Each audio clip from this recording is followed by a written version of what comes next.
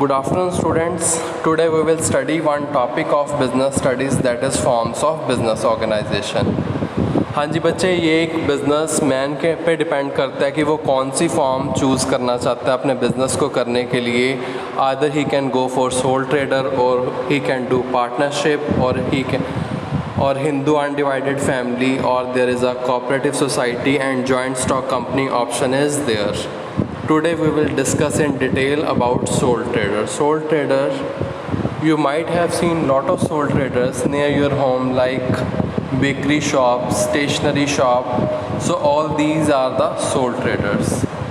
हाँ जी, soul trader के concept में क्या है जी, एक वन पर्सन है जो सारा बिजनेस को कंट्रोल करता है, मैनेज करता है, कैपिटल इन्वेस्ट करता है और इन द एंड सारा का सारा रिवॉर्ड भी उसी को मिलता है.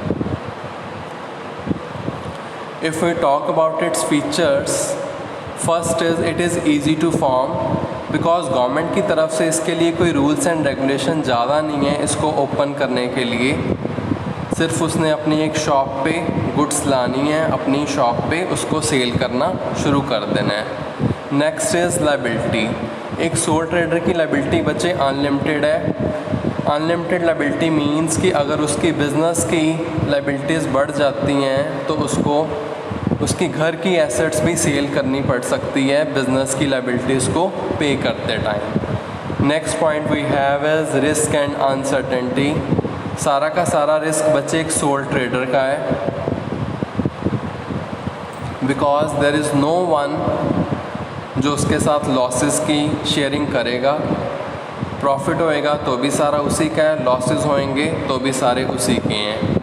Next point is profit.